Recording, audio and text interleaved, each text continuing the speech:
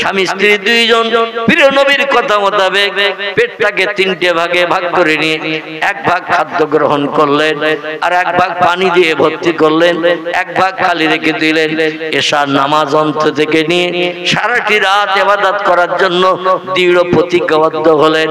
এইভাবে নামাজ পড়ছেন স্বামী, স্ত্রী দেখে নামাজ পড়ছে, স্ত্রী নামাজ পড়া দেখে স্বামীও বারবার নিয়ত করছে, 2 রাকাতের নিয়ত চলছে।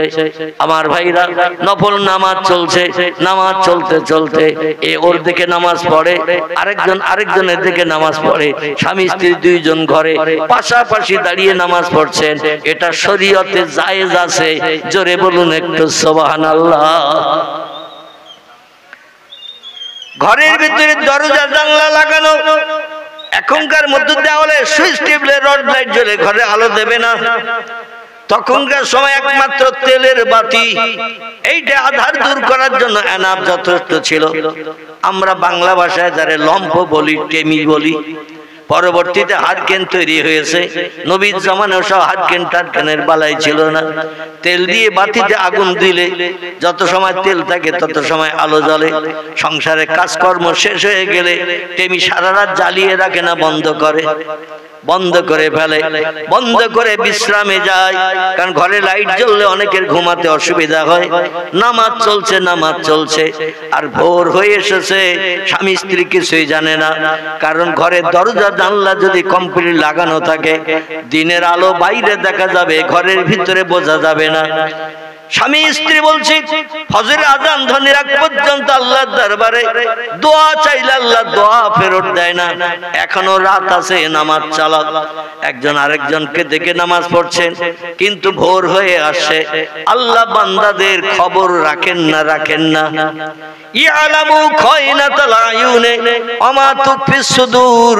আল্লাহ বলছেন, তোমরা গোপনে গোপনে অন্তরে যে চিন্তা ভাবনা করেছো, ফজরের আযানের আগে আমার কাছে পরিশ্রমের মূল্য চাবে, কিন্তু ফজরের আযান ধ্বনি আগত, ফজরের আযানের সময় এসে গেছে, আর আযানের পরে পূর্ব দিকে সূর্যোদয় হয়ে গেলে দোয়া দাবি কবুল হবে না, পরিশ্রমটা বেকার হয়ে যাবে।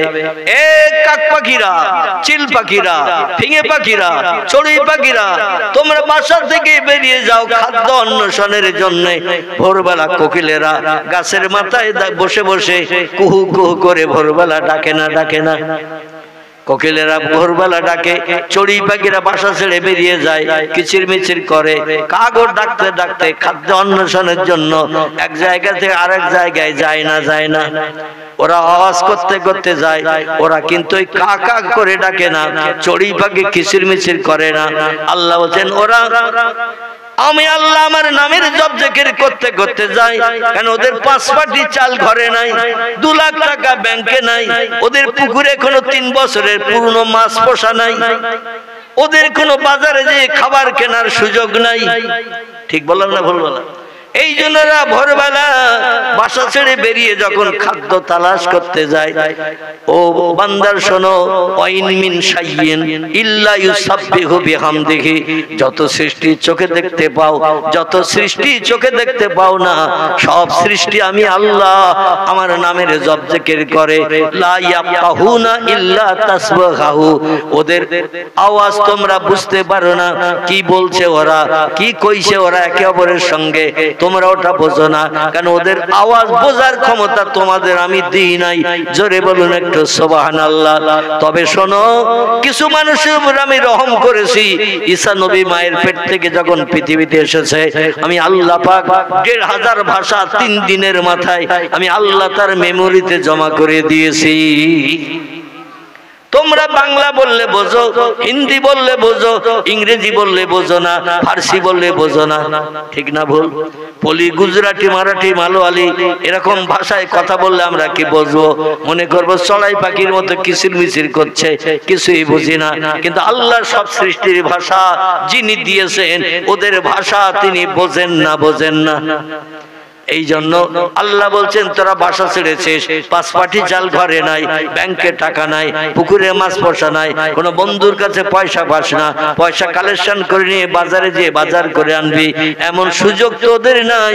এই জন্য ওরা বাসা থেকে বেরিয়ে আমি আল্লাহ আমার নামের তসবিহ পড়তে পড়তে যাই। বলে আল্লাহ যেখানে যাচ্ছি ওখানে যেন অনাহারা না থাকে, তোমার দেয়া রিজিক যেন আমি পাই। আল্লাহ বলছে ইন্নাল্লাহা ইয়ারযুকু মাইয়াশাউ বিগাইরি হিসাব। আমি আল্লাহ হলাম রিজিক দাতা, যার ইচ্ছা করি তার আমি খাদ্য পরিবেশন করি। আমার দেয়া খাদ্য ছাড়া বাড়তি খাদ্য খাওয়ার ক্ষমতা কারো নাই। যত সৃষ্টি আছে সব সৃষ্টির রিজিক আমি আল্লাহ পরিবেশন করে থাকি। জোরে বলুন সুবহানাল্লাহ। স্বামী স্ত্রী দুইজন চিন্তা ভাবনা নিয়েছে, আবার কি বাজার শুরু হয়েছে? ও আসলে ঘি ডললো কাজ হবে না, আগে বলেছিলাম। তবে খিদিরপুরে মেয়েদের নামে বদনাম দেবে না, ওরা তো আবার শুক্রবারে ভাত দেবে না আমার, ঠিক কি না? বলে হুজুর আমার নামে বদনাম দেবে, শুক্রবার না খেয়ে বাড়ি যেতে হবে। তো তা যদি বলেন তাও নাই যাবো, তন্ত মুখটা বন্ধ কর মা, মুখ বন্ধ কর। আর ভালো না লাগে উঠে বাড়ি যা, কম্বল মুড়ি দে। এখানে কেন গ্যাস গ্যাস গ্যাস গ্যাস করছিস তোরা? আহারে পাখিরা বাসা ছেড়ে বেরিয়ে গেছে ভোরবেলা। আর পাখিরা যখন বাসা ছেড়ে বেরিয়ে যায়, ওরা কণ্ঠের আওয়াজ দিতে দিতে যায়। ওদের কণ্ঠের আওয়াজ হলো আল্লাহর নামের জিকির। জোরে বলুন একটু সুবহানাল্লাহ। আবু সালমান ডেকে বলে বিবিরি, ঘরের দরজা বন্ধ, জানালা বন্ধ, আধার কাটে নাই, বাইরে বোধহয় ফর্সা হয়ে গেছে। ফর্সা না হলে কাক পাখিরা, শালিক পাখিরা, চড়ুই পাখিরা তো বাসা ছাড়ে না, নিশ্চয়ই ফর্সা হয়ে গেছে, আলো দেখা গেছে। এই জন্য ওরা বাসা ছেড়েছে খাদ্য আহরণের জন্য, খাদ্য খোঁজ করার জন্য। আমাদের বাড়ির উপর দিয়ে চলে যাচ্ছে, আওয়াজ করতে করতে যাচ্ছে ওদের ভাষায়। আমাদের তো এখনো পর্যন্ত পরিশ্রমের মূল্য চাওয়া হয় নাই। আল্লাহর কাছে হাত তুলতে হবে তাড়াতাড়ি। সূর্য পূর্ব দিকে উদয় হয়ে গেলে আমাদের দোয়া দাবি আর কবুল হবে না, সারা রাতের পরিশ্রমের কোনো মূল্য নসিবে জুটবে না। জোরে বলুন একটু সুবহানাল্লাহ। স্ত্রী বলছেন না মিয়া যাওজি, প্রাণের স্বামী আপনি তো ওই তত্ত্বই পয়গম্বরের মুখ থেকে শুনে এসেছেন, আমার কাছে জানিয়েছেন। এই জন্যই তো আমরা স্বামী স্ত্রী কন্যা সন্তানকে, সালমা নামের মেয়েটাকে ঘুম পাড়িয়ে রেখে সারা রাত আল্লাহর সন্তুষ্টির জন্য দাঁড়িয়ে দাঁড়িয়ে যায় নামাজে নফল নামাজ আদায় করেছি আল্লাহর রেজামন্দের উদ্দেশ্যে। কিন্তু নামাজ পড়লাম, মজুরি খাটলাম, পরিশ্রম তো নেয়া, পরিশ্রমের মূল্য তো নেওয়া হয় নাই। ও আমার প্রাণের স্বামী, হাত তুলুন আপনি, আমি আপনার পাশে বসে বসে আল্লাহুম্মা আমিন আল্লাহুম্মা আমিন করি। কারণ একজন দোয়া করলে আর 10 জন যদি থাকে ওই সঙ্গে তারাও হাত তুলে আমিন আমিন করে না, করে না? কি করে না, করে না? আমিন আমিন করে। আমিন শব্দটি আরবি ভাষা, এর বাংলা অর্থ হলো আল্লাহ যিনি দোয়া করছেন, যে কথা বলছেন ওই কথায় আমিও একমত, আল্লাহ দোয়াটা কবুল করে নেন। স্ত্রী বললেন প্রাণের স্বামী, আমরা সংসারে বড় অভাবী, নবীর গরিব সাহাবীদের ভিতরে আমরা একজন। আমাদের বিল্ডিং নাই, পাথরের গুহার ভিতরে আমরা বসবাস করি। কোথায়? পাথরের পাহাড়ের পাথরের গুহার ভিতরে আমরা বসবাস করি। এ প্রাণের স্বামী, নুন আনতে পান্তা ফুরোয়, পান্তা আনতে নুন ফুরোয়। কোনদিন মজুরি হয়, কোনদিন আপনার মজুরি হয় না। আমি পর্দা পুশিদা নারী উম্মে সালমা, সংসারের ঘর কন্যার কাজ করি, বাইরে কোনো পরিশ্রম করতে যাই না। এখন তো সরকার সুযোগ করে দিয়েছে, নারী পুরুষের মর্যাদা সমান সমান। ছেলেরা কাজ করতে যাবে আর মেয়েরা ছায়ায় থাকবে, ওটা সরকার আমরা পছন্দ করি না। ছেলেরা যেমন রাস্তায় স্লোগান দিতে যায় জিন্দাবাদ অমুকের নামে তমুকের নামে দিতে যায়, তোমরাও মেয়েরা কেন বসে থাকবে? ছেলেদের যেমন সরকারি ফ্যাসিলিটি, মেয়েদেরও তেমন সরকারি ফ্যাসিলিটি, বরং মেয়েদের ফ্যাসিলিটি ছেলেদের থেকে এখন বেশি না কম? ছেলেদের থেকে মেয়েদের বেশি। মানুষের লক্ষ্মী ভান্ডার থেকে শুরু করে আরো কত কিছু আছে না, সবুজ সাথী, এটা ওটা হ্যান স্যান, কত কিছু মেয়েদের জন্য সরকারি ফ্যাসিলিটি। এই জন্য মেয়েদের বললো তোমরা ঘরে থেকো না, ছেলেরা যেমন বাইরে বেরিয়ে যায় তোমরাও তেমন বাইরে বেরিয়ে যাও। আল্লাহ নবী সাল্লাল্লাহু আলাইহি ওয়াসাল্লাম বলছেন, মেয়েরা পর্দা পুশিদার ভিতরে ঘরকন্যার কাজ করো, পুরুষেরা রৌদ্রে পুড়বে, বর্ষায় ভিজবে, ওরা অর্থ উপার্জন করে ঘরে আনবে, তাহলে সে সংসারে আল্লাহর আসমানি রহমত বর্ষিত হবে। জোরে বলুন সুবহানাল্লাহ।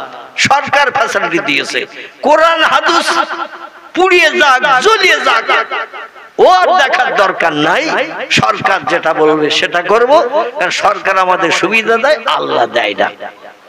এটা অধিকাংশ মেয়ের মগজের চিন্তা ভাবনা কিনা, আল্লাহ তো কিছু দেয় না। এই জন্য আল্লাহর উপরে এখন আর তাওয়াক্কুল ভরসা অধিকাংশ মানুষের নাই, ছেলেদেরও যেমন নাই, মেয়েদেরও তেমন নাই।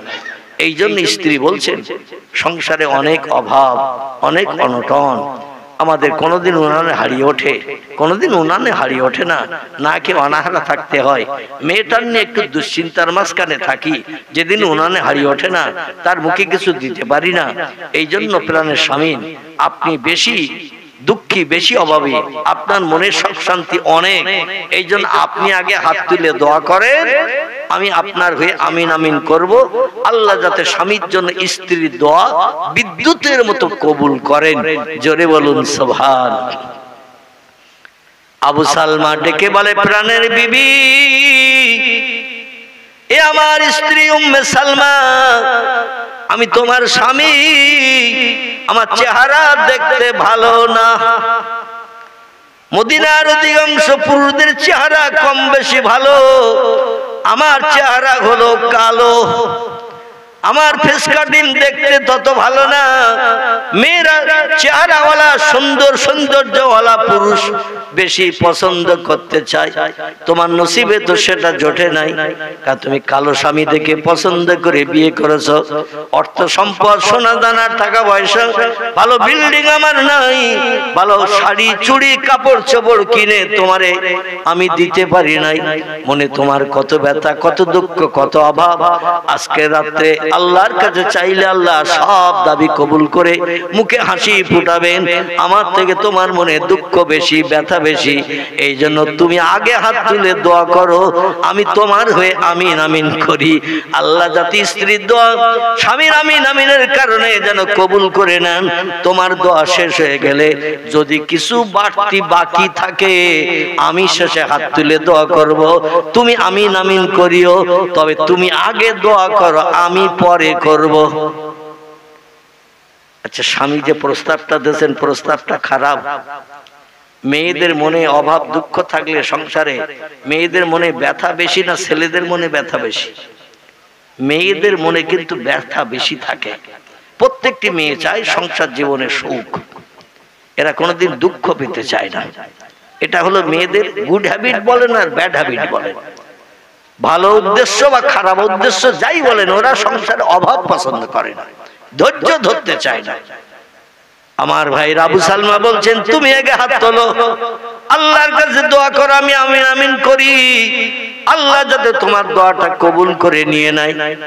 ও প্রাণের বিবি, তোমার চাওয়া শেষ হয়ে গেলে যদি আমার মনের খবর সব তোমার দোয়ার ভিতরে না হয়, তাহলে আমি হাত তুলবো, তুমি হাত তুলে একটু আমিন আমিন করিও।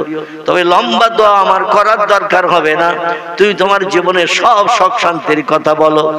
স্ত্রী বলছেন, আল্লাহ কোরআনে জানিয়ে দিয়েছেন, আর রিজালু কাওয়ামুন আলান নিসা, ও দুনিয়ার মেয়েরা, স্বামীদেরকে তোমাদের হাকিম বানানো হয়েছে, হাকিমের উপরে যেন হুকুম জারি করবে না, হাকিমের কথার অমান্যতা যেন করবে না।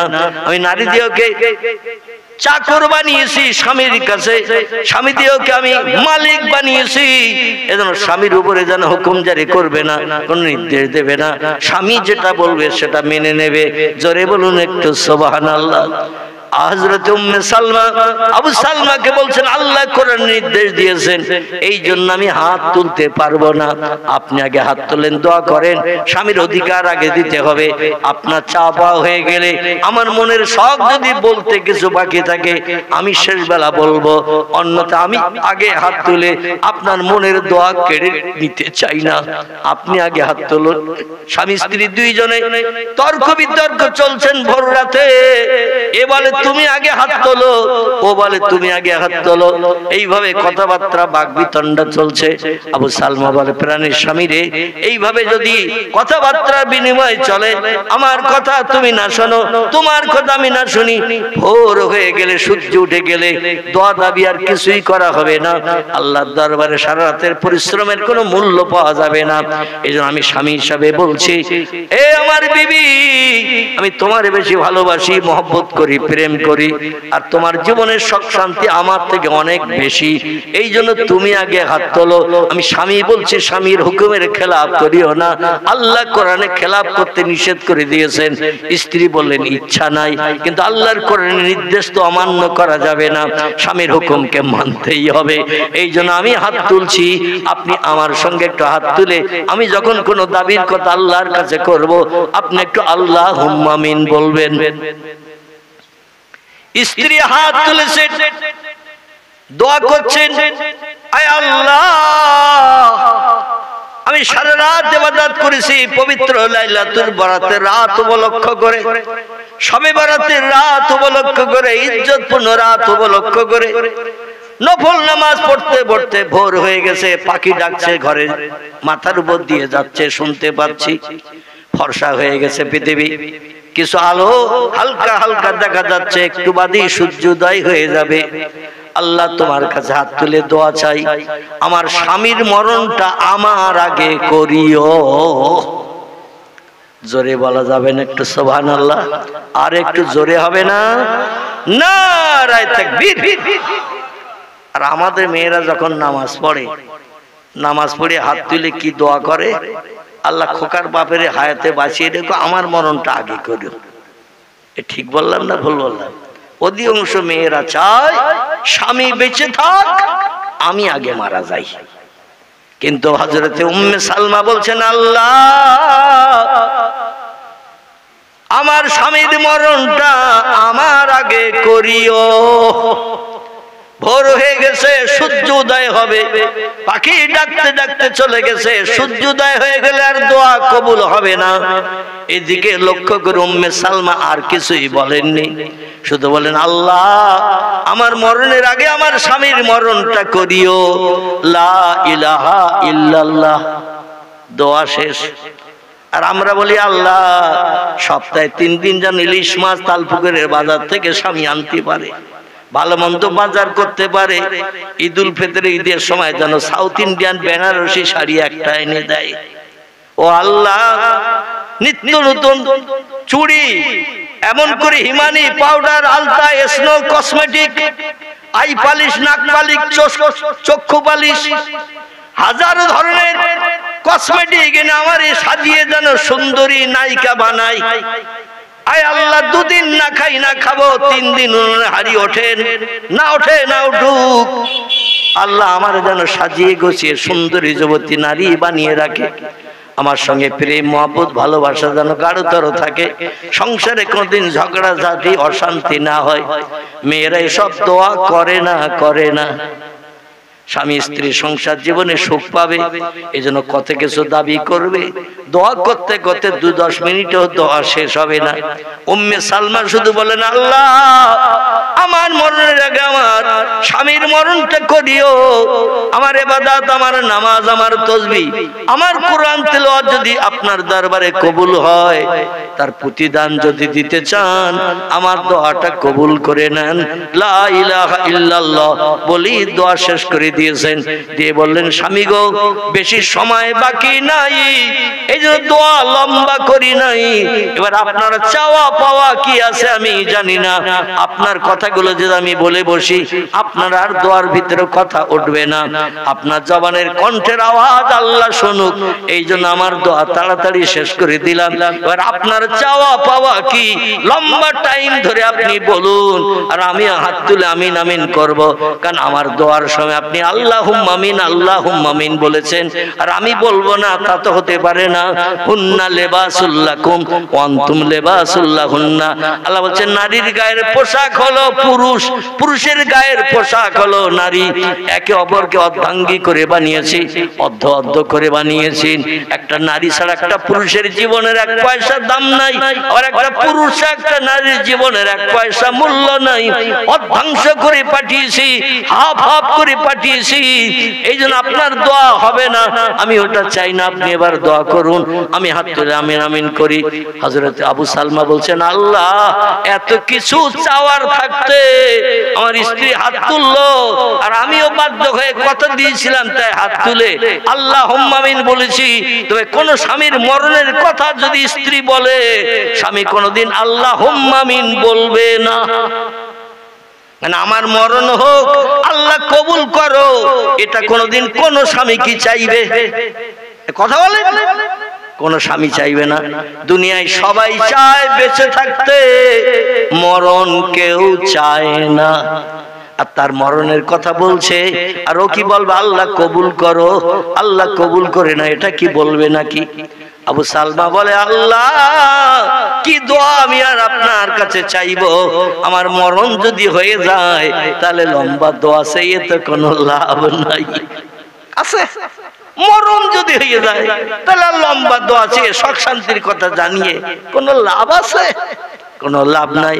ও আল্লাহ, তবে ওয়াদা করেছিলাম ওর দোয়ার সময় আমিন আমিন বলবো, আবার ও ওয়াদা করেছে আমার দোয়ার সময় আল্লাহুম্মা আমিন বলবে। আল্লাহ স্বামীর দোয়া কবুল করো। এখনো হাত তুলবে কিনা জানি না, তবে আল্লাহ আমার মরণের দোয়া যখন করেছে, দুনিয়ার সুখ শান্তির চিন্তা ভাবনা দাবি করলে তো আল্লাহ দাবি কবুল হবে না। স্ত্রীর দোয়া যদি পবিত্র রাত্রে আপনি কবুল করেন, তাহলে আমি একটা দোয়া আপনার কাছে চাইছি, আমার যখন মরণ হয়ে যাবে, স্ত্রীর দোয়া কবুল করলে আমার মরণ অবশ্যই হবে। আর আমার মরণ যখন হয়ে যাবে, আল্লাহ আমার থেকে একটা ভালো স্বামী আমার স্ত্রীর কপালে জুটিয়ে দিও। একটু জোরে বলা যাবে না? আচ্ছা, এই পৃথিবীর কোন স্বামী স্ত্রীর আর একটা ভালো স্বামী জুটুক বলবে? বলবে না। কিন্তু স্বামী বলছেন, আল্লাহ স্ত্রীর দোয়া যদি কবুল হয় আপনার দরবারে, নবীজির কথা মোতাবেক এই পবিত্র রাত্রে আমার মরণ যদি হয়, মরণ হয়ে গেলে স্ত্রীর আবার নতুন বিয়ে করার সুযোগ পাবে। স্বামী বেঁচে থাকতে কোন স্ত্রী নতুন বিয়ে করতে পারবে?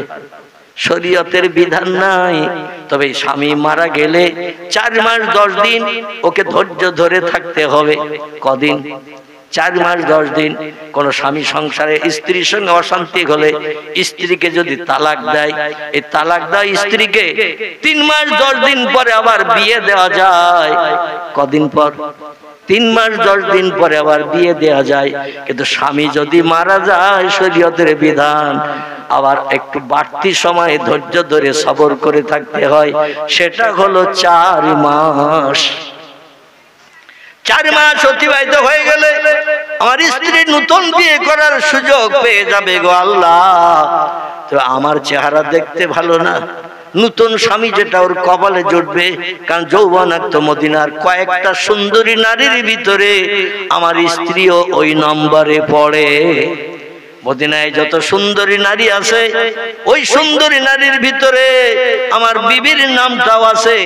এত রূপবতী সুন্দরী লাবণ্যময়ী যুবতী আল্লাহ তুমি আমার স্ত্রীকে বানিয়েছো। 5-6 জন কিংবা 7 জন সুন্দরী নারী যদি মদিনায় থাকে, এর ভিতরে হযরতে মায়েশাতুল হুমায়রা রাদিয়াল্লাহু ছিলেন। জোরে বলুন একটু সুবহানাল্লাহ। হযরত উম্মে সালমা ছিলেন। প্রিয় নবী মুহাম্মদ রাসূলুল্লাহর বিবিগণদের ভিতরে কয়েকজন স্ত্রী দেখতে সুন্দরী ছিল। আমার ভাইরা, উম্মে সালমাও নবীর সাহাবী, এমন করে সাহাবিয়া দুইজন দেখতে, একজন ছিল খুব সুন্দরী, এ হলো হযরত উম্মে সালমা। আবু সালমা ছিল চেহারা একটু কুৎসিত, তবে আমল কালামে ছিল উচ্চাঙ্গের। জোরে বলুন একটু সুবহানাল্লাহ। আল্লাহর কাছে হাত তুলে বলে, আল্লাহ আমার স্ত্রীর দোয়া কবুল হলে আমার মরণ হয়ে যাবে, আর আমার মরণের পর আমার বিবির নসিব একটা ভালো স্বামী, উত্তম স্বামী, চেহারা আর সুন্দর দর্শনীয় স্বামী জুটিয়ে দিয়ে মনের দুঃখ, তাপ, ব্যথা, বেদনা, অভাবগুলো দূর করে দিয়ে তার কলিজা তুমি ঠান্ডা করিও। দুইজনের দোয়া এই ভোরবেলা আল্লাহর দরবারে পবিত্র রাতে কবুল হয়ে গেছে। জোরে বলুন সুবহানাল্লাহ।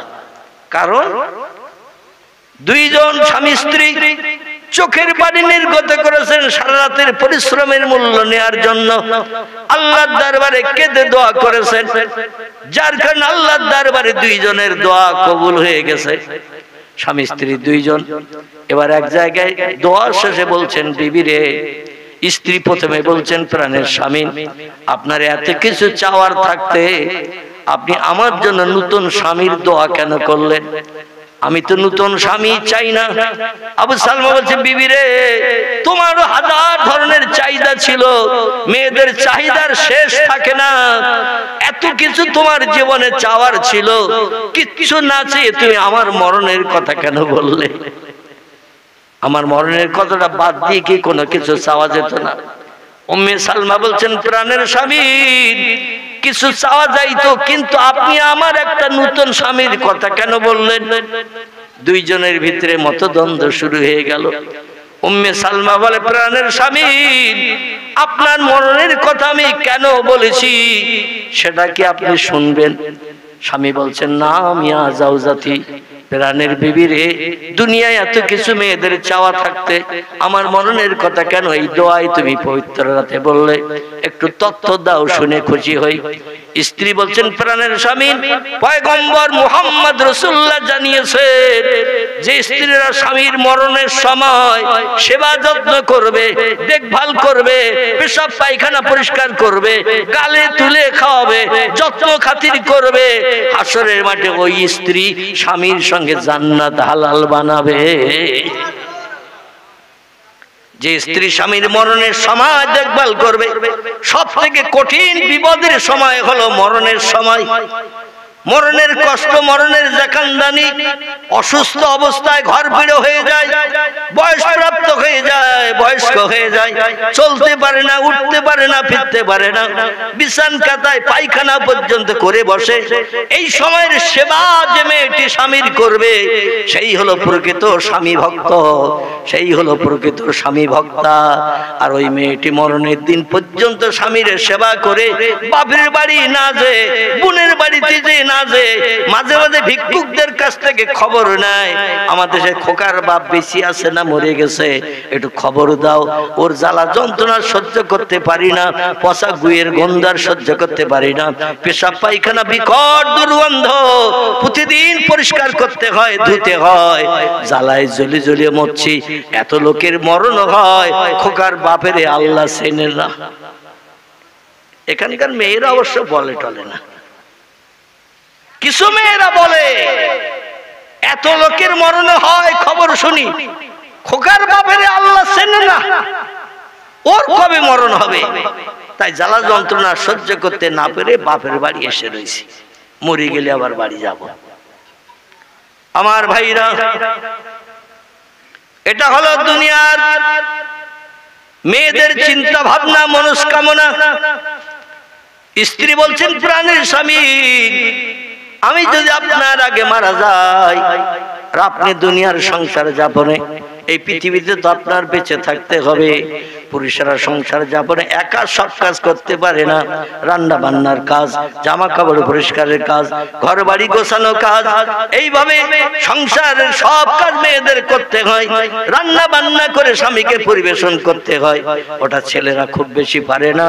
আর আমি যদি আগে মারা যাই, সংসারের প্রয়োজন আপনার নতুন বিয়ে আপনার করে নেবেন, নতুন বিয়ে যেই করবেন, ওই নতুন স্ত্রী সংসারে আসবে, আর জীবনের শেষ বেলা ওই নতুন স্ত্রী স্ত্রী যদি আপনার 2-1 মাস সেবা যত্ন করে, হাসরের মাঠে ওই স্ত্রীটা আপনাকে নিয়ে জান্নাতে চলে যাবে। আমরা কেউ জান্নাতে স্বামীর ধারে পাশে ঘিসতে পারবো না। শেষ সেবা যে মেয়েটি করবে সেই হলো প্রকৃত সেবাকারিণী। আল্লাহ তাকে স্বামীর সঙ্গে জান্নাত হালাল বানাবেন। আমি চাই না সারা জীবন আপনার সঙ্গে সংসার করেছে, অভাব অনটন দুঃখ দুর্দশা বাস্তব জীবনের উদ্যান করেছি, না খেয়ে থেকেছি, সেবা যত্ন আপনার করেছি, আর আপনি আল্লাহর জান্নাতে যাবেন নবীর সাহাবী হয়ে, আর আমি ফাল করে তাকিয়ে তাকিয়ে দেখবো আপনার সঙ্গী হয়ে যেতে পারবো না জান্নাতে। অন্য একটা নারী, অচেনা নারী আপনার হাত ধরে আনন্দ করতে করতে জান্নাতে যাবে, ও জ্বালা সেদিন হাসরের মাঠে সহ্য করতে পারবো না। এই জন্য আল্লাহর কাছে দোয়া করেছি, আল্লাহ আমার মরণের আগে আমার স্বামীর মরণটা করিও। আপনার যদি মরণ হয়ে যায়, যতদিন আল্লাহ আমার হায়াতে বাঁচিয়ে রাখবেন, আমি আর দ্বিতীয় বিয়ে করব না।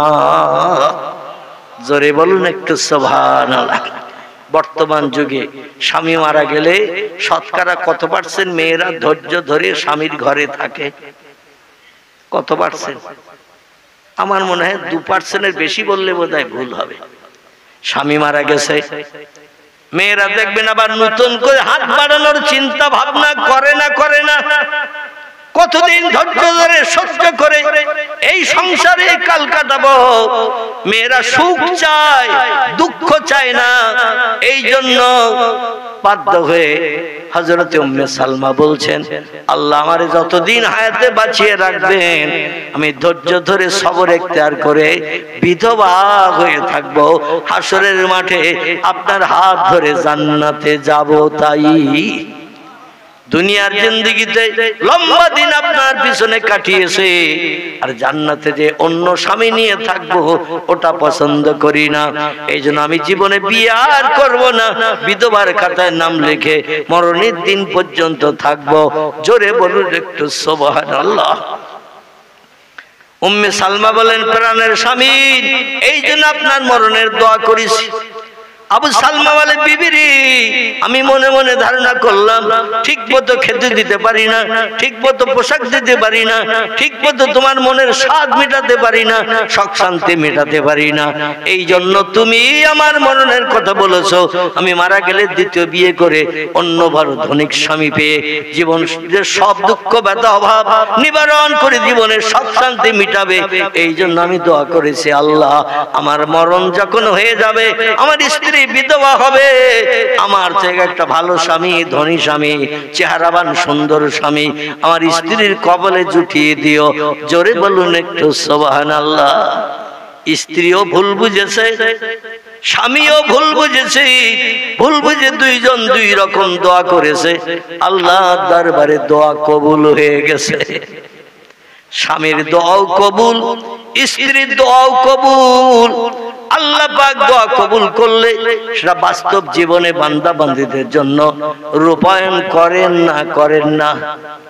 দোয়া যদি কবুল হয়, অবশ্যই আল্লাহর দরবারে দোয়া কবুল হয়ে গেলে তাদের জীবনের সুখ শান্তি আল্লাহ দুনিয়ায় থাকতে মিটান না, অবশ্যই মিটিয়ে দেন। যুদ্ধের দামামা বেজে গেল, সম্ভবত খন্দকের যুদ্ধ। এই যুদ্ধের দামামা বেজে গেল, সাহাবায়ে কেরামগণ বিবি বাচ্চা ঘরে রেখে যুদ্ধের ময়দানে চলে গেছেন নবীর মুখে হাসি ফোটানোর জন্য। মক্কার কাফেরদের সঙ্গে যুদ্ধ হবে। এই যুদ্ধের ময়দানে যে যুদ্ধ করতে যে আবু সালমার প্রাণ নাশ হয়ে গেছে। জোরে বলুন ইন্না লিল্লাহি ওয়া ইন্না ইলাইহি রাজিউন। আল্লাহ পাক বললেন, ও বান্দা বান্দি, স্ত্রী দোয়া করেছে স্বামীর মরণের দোয়া, আমি আল্লাহ সেটা কবুল করেছি। তবে সেই দোয়াটা কবুল করার কারণে সাধারণ মরণ কি আমি আবু সালমার দেব, এটা তো হতে পারে না।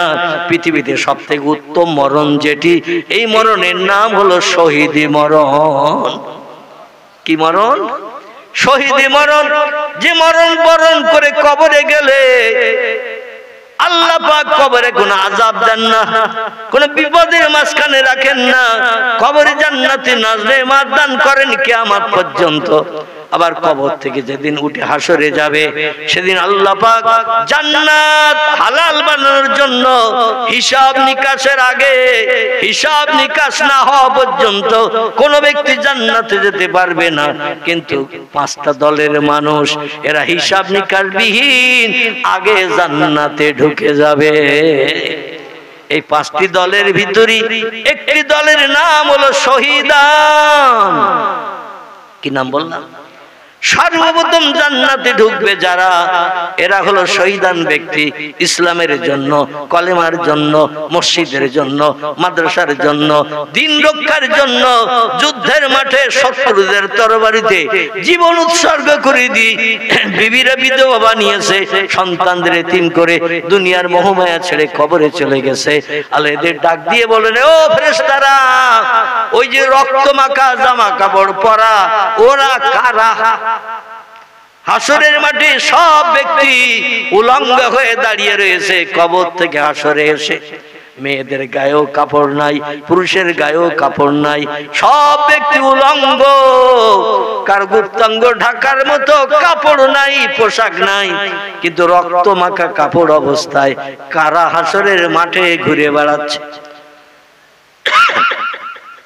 ফেরেশতারা ডেকে বলবেন, আল্লাহ, রক্ত মাখা কাপড় অবস্থায় কবর থেকে উঠে হাসরের মাঠে যারা ঘুরে বেড়াচ্ছে এরা হলো আপনার মহব্বতের বান্দা শহীদান।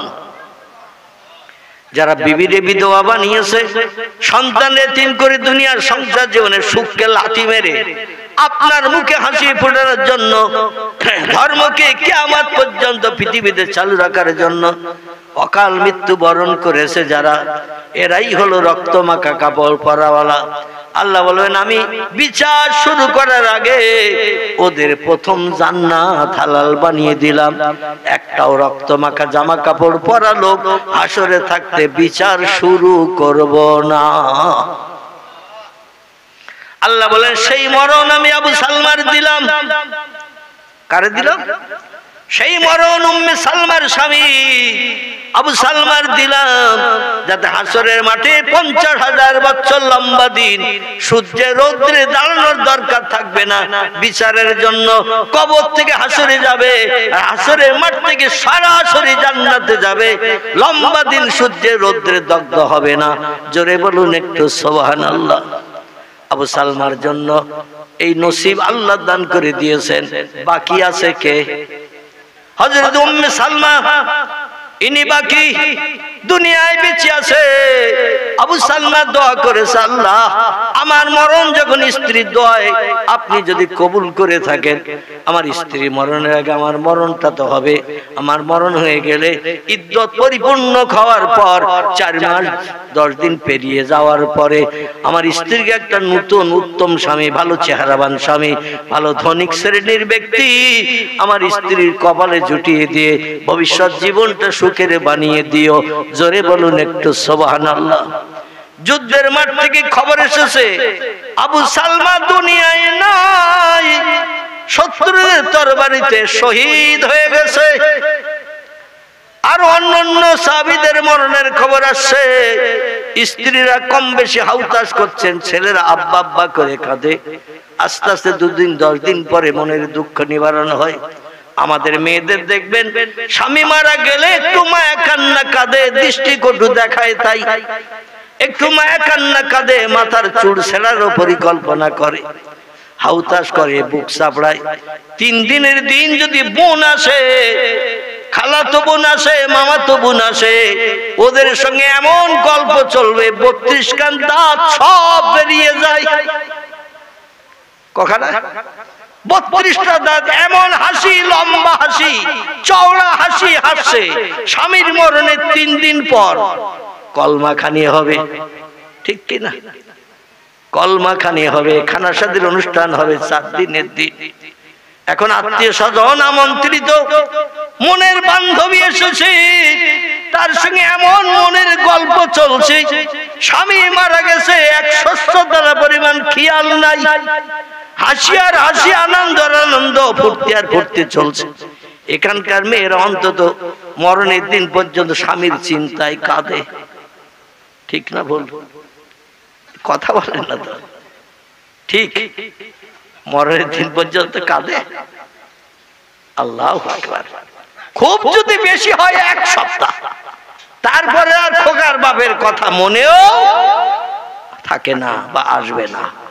এইরকম উম্মে সালমার কাছে খবর চলে এসেছে, আপনার স্বামী দুনিয়ায় নাই, যুদ্ধের মাঠে শত্রুদের তরবারিতে শহীদ হয়ে গেছে। উম্মে সালমা আছাড় খেয়ে পড়েছে।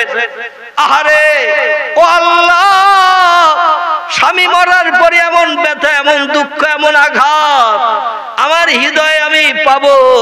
তুষের আগুন এমন করে আমার হৃদয়ে জ্বলবে, এক মুহূর্ত আমার স্বামীর না দেখলে তো আমি থাকতে পারছি না। আমি আকাঙ্ক্ষায় ছিলাম যুদ্ধের মাঠ থেকে স্বামী কখন ঘরে ফিরবে, আমারে সালাম দেবে, সালামের প্রত্যুত্তর দেব। স্বামীর চাঁদ মুখ দেখতে যদিও কুৎসিত খারাপ, আমার কাছে বেহেশতের হুর সুন্দরীদের থেকে আমার স্বামীর চেহারা আমার কাছে ভালো, কারণ তার আচার ব্যবহার, আখলাক, কাজকর্ম, কথাবার্তা আমার কাছে খুব প্রিয়। কোনোদিন মতদ্বন্দ্ব হয়নি, ঝামেলা ঝঞ্ঝাট হয়নি, কথা কাটাকাটি হয়নি। আল্লাহ, সেই স্বামী ছাড়া তো আর বাঁচতে পারছি না, কিন্তু দোয়া করি আমার মরণের আগে আমার স্বামীর মরণ করিও। আল্লাহ, তুমি তো দোয়া কবুল করেছো। এখন আমি তো থাকতে পারছি না, বাঁচতে পারছি না। কন্যা সন্তানের কথাও, সালমার কথাও আমার খেয়াল নাই। আমার ভাইরা এমন পাগলিনী হয়ে গেছে উম্মে সালমা, মদিনার রাস্তাঘাটে ঘুরে ঘুরে বেড়াচ্ছেন। আর মাঝে মাঝে পাগলেরা যেমন কথাবার্তা বলে, নিজে নিজে কথা বলে, কে শুনলো না শুনলো, পাগলেরা যেমন দেখে না, উম্মে সালমা মাঝে মাঝে বলছে, ইয়া জাউজি আবু সালমা আইনা তাযহাব, কোথায় গেছো তুমি প্রাণের স্বামী, একটু পরিচয় দাও, সেখানে যে তোমার চেহারা দেখে কলিজার তুষের আগুন নিবারণ করি। জোরে বলুন একটু সুবহানাল্লাহ। পূর্ণ পাগল মার্কা হয়ে গেছেন স্ত্রী, স্বামীর মরণের কারণে রাস্তাঘাটে পথে পাগলের মতো বেড়াচ্ছে। মেয়েদের চরিত্র হলো পর্দা পুশিদায় থাকা, কিন্তু পাগল মার্কা হওয়ার কারণে রাস্তায় বেরিয়ে পড়েছে। রাস্তায় গাছতলায় ঘুমায়, যখন ঘুম লাগে ঘুমায়, রাস্তায় গাছতলায় ঘুম থেকে উঠে মদিনার রাস্তায় ঘুরে ঘুরে বেড়ায়। আর মাঝে মাঝে আওয়াজ দেয়, ইয়া জাউজি আবু সালমা আইনা তাযহাব, কোথায় চলে গেছেন, কোথায় গেছেন, পরিচয় দিন, সেখানে যে আপনার চেহারা দেখে কলিজার তুষের আগুন নিবারণ করি। জোরে বলুন একটু সুবহানাল্লাহ। মদিনা শরীফে ইহুদিরা বসবাস করত, খ্রিস্টানরা বসবাস করত, বেঈমান কাফেররা বসবাস করত। ওরা এই উম্মে সালমার দৃশ্য দেখে রাস্তাঘাটে পথে স্বামীর নামের আওয়াজ তুলে তুলে চিল্লায়, ও মদিনার পথের লোকজন, আমার স্বামী কোথায় আছে একটু বলতে পারো, আমার স্বামীর সঙ্গে সাক্ষাৎ করে জীবনের দুঃখ নিবারণ করি। মদিনার ইহুদিরা, খ্রিস্টানেরা, কাফেরেরা উম্মে সালমার এই পরিবেশ অবস্থা দেখে আল্লাহর নবীর নামে বদনাম দিতে শুরু করে দিল।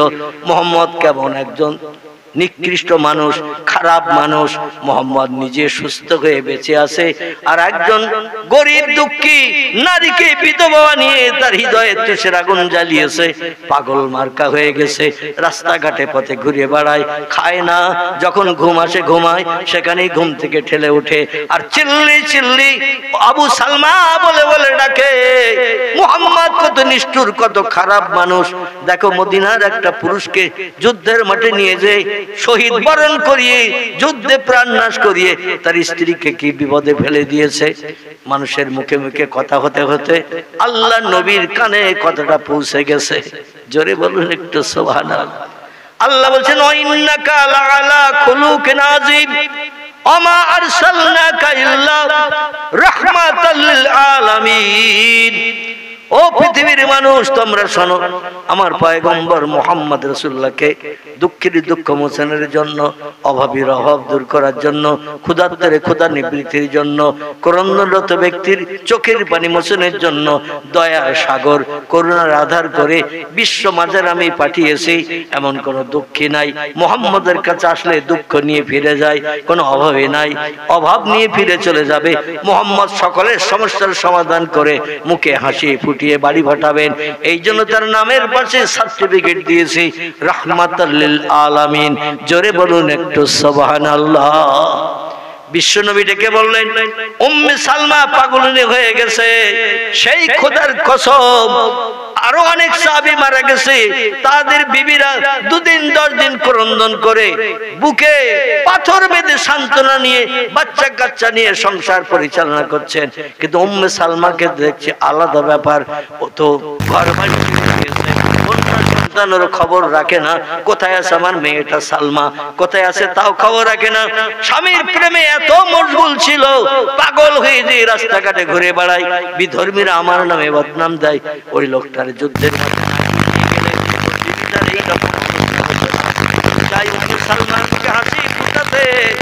আমার সাহাবীরা, তোমাদের ভিতরে সব আমলে বেশি কে?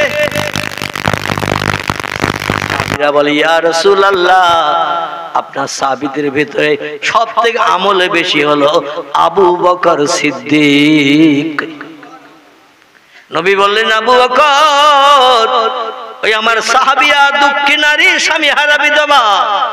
উম্মে সালমা পাগল হয়ে গেছে স্বামী হারা হওয়ার কারণে।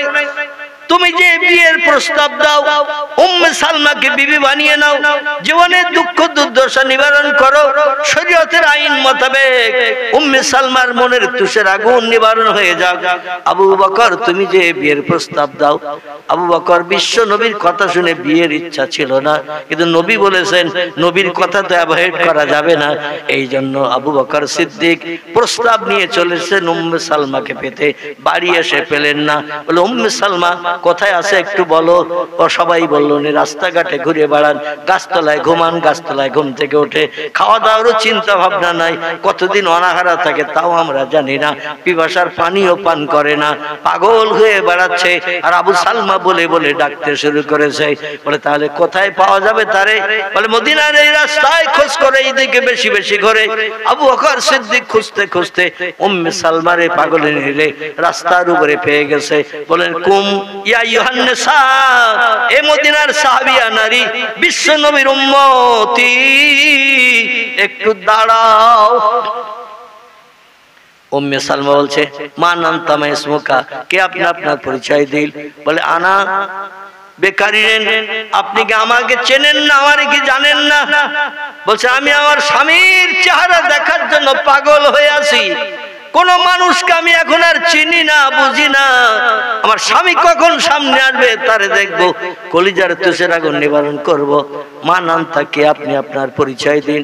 উনি বললেন, আমি পয়গম্বরের প্রিয় সাহাবী, আমি হলাম আবু বকর ইবনে আবু কুহাফা। জোরে বলুন একটু সুবহানাল্লাহ। বলে, আপনি কি জন্য এসেছেন, কি প্রয়োজনে আমার কাছে এসেছেন?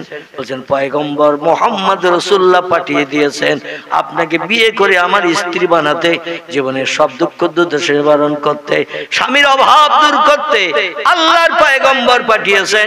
যতদিন হায়াতে বাঁচবেন আপনাকে স্ত্রী হিসাবে সব দুঃখ ব্যথা নিবারণ করার দায়িত্ব আমি নিলাম।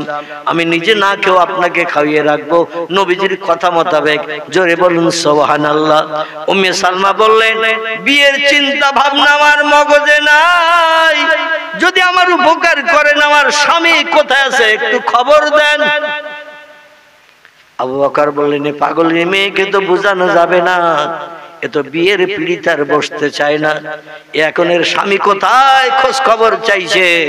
আমি সারা জীবন যদি চেষ্টা করি তার স্বামীর খবর বলতে পারবো না, কেন স্বামী তো কবরস্থ হয়ে গেছে। জোরে বলুন একটু সুবহানাল্লাহ।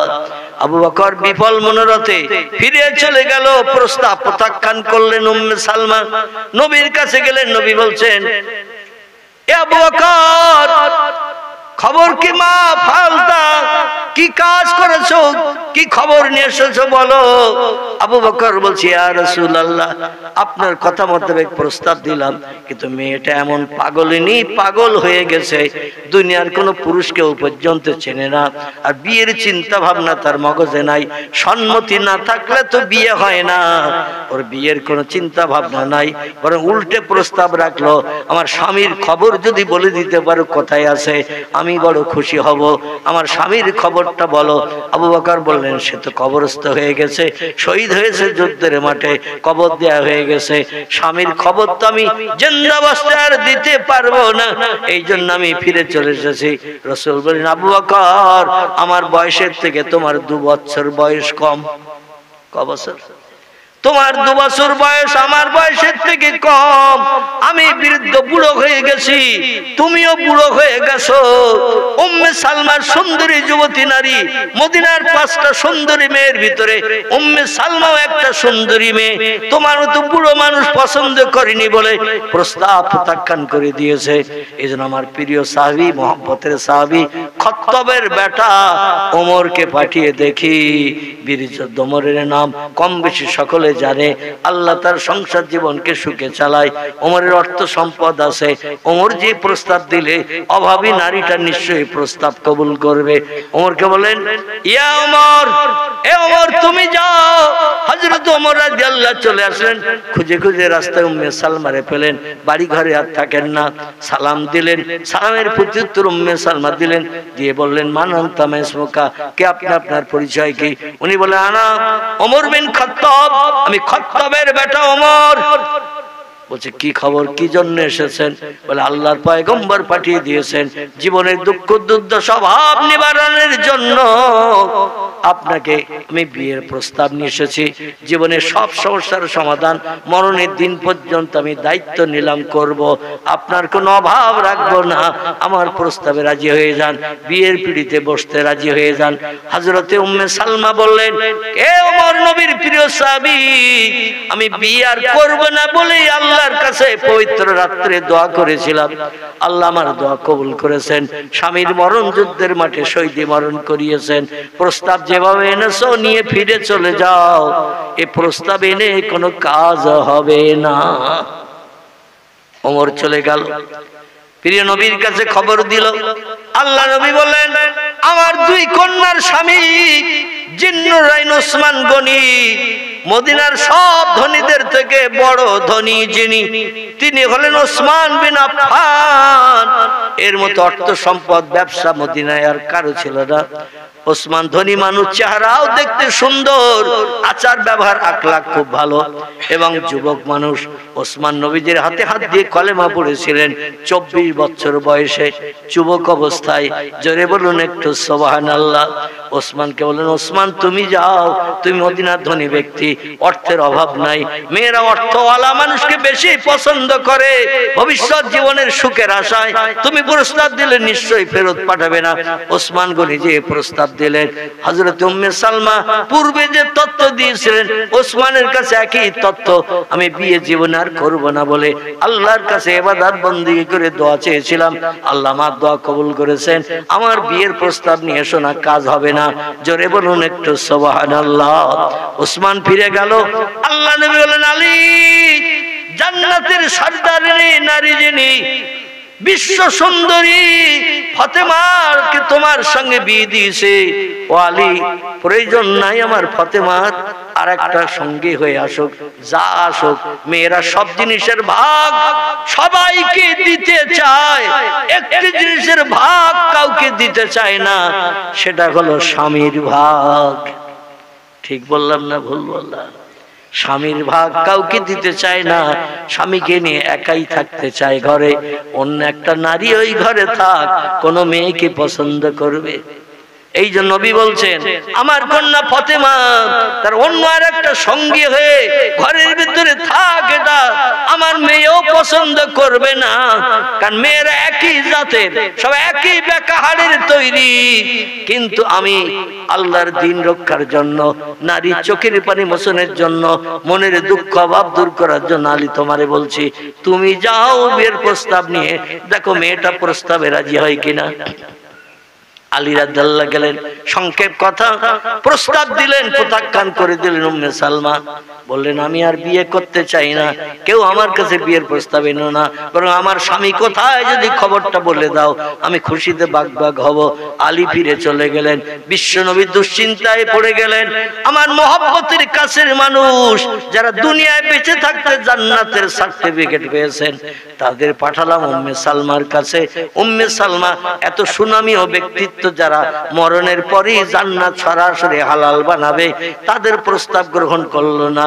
আর কারে পাঠাবো? উম্মে সালমার কাছে। কিন্তু এইভাবে যদি থাকে, মদিনার জমিনে 500 এলাকায় আমার নামে বদনাম যেটা রটেছে আরো বেশি বেশি রটবে। এই বদনামের হাত থেকে কি করে নিষ্কৃতি পাই, কি করে আমি বদনামের হাত থেকে বাঁচতে পারি? বিশ্ব নবী দুশ্চিন্তার মাঝখানে আছেন। আল্লাহ বলি, যাবিয়া জিবরিল ইলা রাসূলিহি, ও আমার ফেরেশতা জিবরিল রে, আমার পয়গম্বরের কাছে যাও। পয়গম্বর রাতের বেলা ঘুমায় না, বিশ্রাম করে না, দুশ্চিন্তায় আছে। উম্মে সালমার জীবনের দুঃখ কি করে মোচন করা যায়, অভাব কি করে দূর করা যায়? ও জিবরিল, যেদিন রাতের বেলা, পবিত্র রাতে, শবে বরাতের রাতে, লাইলাতুল কদরের রাতে, ঈদুল ফিতর ঈদের রাতে, ঈদুল আজহার ঈদের রাতে, রজব মাসের 1ম তারিখের রাতে যে বান্দা বান্দি ঘুমকে হারাম করে আল্লাহর ইবাদত বندگی করে, ভোর হওয়ার আগে দোকানে হাত তুলে দোয়া করে, আল্লাহ তাদের দোয়া বিদ্যুতের মতো কবুল করেন। মদিনার মুসলমানেরা, আমি তো বড় দুশ্চিন্তায় পড়লাম। মেয়েটা এইভাবে সারা জীবন বিধবার খাতায় নাম লিখে থাকবে, আর স্বামীর নাম ধরে ধরে ডাকবে। এমন করুণ স্বরে স্বামীর নাম ধরে ধরে ডাকে, যে কোনো মানুষ আওয়াজ শুনলে তাদের মনটা নরম হয়ে যায়। উম্মে সালমার মতো চোখের পানি ফেলে কাঁদে। মেয়েটা কি চরম বিপদের মাঝখানে পড়েছে, আমার নামে বদনাম রটবে, কোনো সুরাহা করতে পারি না। আল্লাহ বলছেন, সুরাহার ব্যবস্থা আমার হাতে। জিবরিল, তাড়াতাড়ি নবীর কাছে যাও, যে প্রস্তাব দাও। আবু সালমার দোয়া আল্লাহ বিদ্যুতের মতো যেমন কবুল করেছে, তার আগে উম্মে সালমার দোয়াও আল্লাহ বিদ্যুতের মতো কবুল করেছে। কবুল করার কারণে, উম্মে সালমার দোয়া আল্লাহ কবুল করার কারণে তার মরণ আগে তার স্বামীর মরণটা করিয়েছে। আর আবু সালমা শেষে দোয়া করেছিল, স্ত্রীকে সুযোগ দিয়েছিল আগে দোয়া করার জন্য।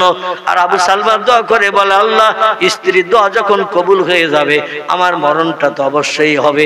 আমার মরণের পরে আমার থেকে একটা ভালো স্বামী আমার বিবির কপালে জুটিয়ে দিও। আমি আল্লাহ বিদ্যুতের মতো বান্দা বান্দি দুইজনের চোখের পানি কবুল করেছিলাম। এই জন্য ভালো স্বামী হিসাবে উম্মে সালমা আবু বকরকে পছন্দ করেনি, ওমরকে পছন্দ করেনি, ওসমানকে পছন্দ করেনি, আলী রাদিয়াল্লাহুকেও পছন্দ করেনি। আরো মদিনার যত মহব্বতের সাহাবী, সুন্দর চেহারার মানুষ যে প্রস্তাব দেবে, আমার ভাইরা, উম্মে সালমা প্রস্তাব কবুল করবে না। আমি আল্লাহ জানি, আবু সালমা যে দোয়া করেছে, আমার থেকে ভালো স্বামী আমার বিবির কপালে জুটিয়ে দিয়ে জীবনের সুখ শান্তি মরণের দিন পর্যন্ত মিটিয়ে দিও। আমি আবু সালমার দোয়া এমন কবুল করেছি, তার থেকে ভালো স্বামী একমাত্র পয়গম্বর মুহাম্মাদুর রাসূলুল্লাহ ছাড়া আর কাউকে আমি পছন্দ করিনি। আর একটু জোরে হবে না? নারায়ে তাকবীর। আচ্ছা, নবীর উপরে আর ভালো স্বামী কেউ আছে? নবীর উপরে ভালো মানুষ কেউ আছে? সেই ব্যক্তিকে আল্লাহ পছন্দ করেছেন স্বামীর দোয়া কবুল করে স্ত্রীর জন্য। তাহলে আমরা স্ত্রীর জন্য কি দোয়া করি? আল্লাহ, ও বাপের বাড়ি গেছে, 3 দিনের ভিতরে খবর পাই ওর প্যারালাইজড হয়েছে। ঠিক বললাম না ভুল বললাম? কিছু কিছু স্বামী আছে, এত বলি বাপের বাড়ি যা, ও যায় না, কারণ ও মনে মনে চিন্তা করে গেলেই আর একজন হাজির হবে, তাই আমার এই সত্য বাপের বাড়ি যেতে বলে। আর ও পণ করেছে, বাপ মা মরিয়ে গেলেও যাব না। ঠিক বললাম না ভুল বললাম? তাই হঠাৎ করে একদিন স্ত্রী বলছে, আমার একটু মন আনচান করছে, বাপটা অসুস্থ, খবর পেলাম টেলিফোনে, তো অন্তত একটু বাপের বাড়ি যাচ্ছি, তোমার মতামত? স্বামীর অনুমতি নিয়ে যেতে হয়। তো স্বামীরে বলছে, অনেকদিন যাইনে, তো তুমি একটু অনুমতি দেবে? বলে, তুই 10 মাস আগে বললি, 10 মাস আগে যেতে দিতাম তোর, তুই এত দেরি করে বলছিস? গোসল বাপের বাড়ি যাইয়ে করিস, যে কাপড় পরি আছে ওই কাপড় পরি যা। এখানকার স্বামীরা অবশ্য এরকম বলে টলে না, একটু সেজে গুজে যাওয়ার সুযোগ দেয়।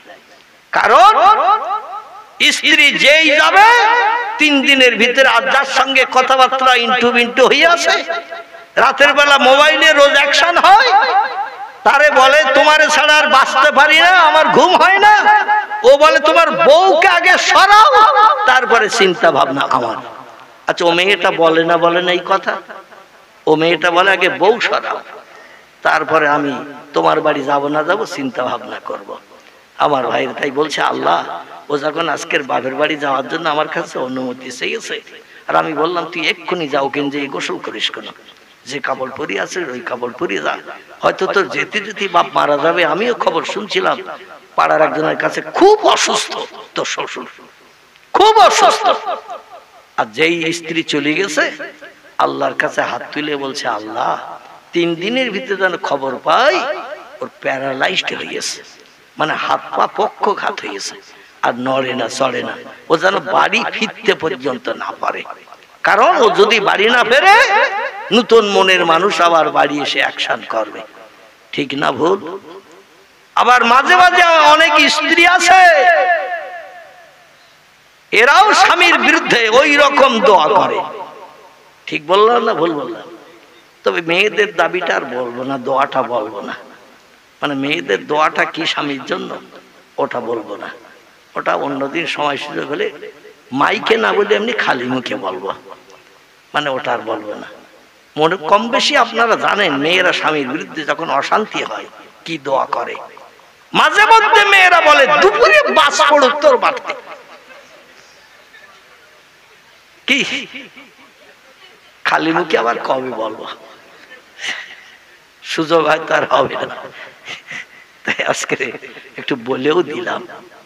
বলে দুপুরে বাস তোর মাথায় পড়তে পারে না এত লোকের পরে।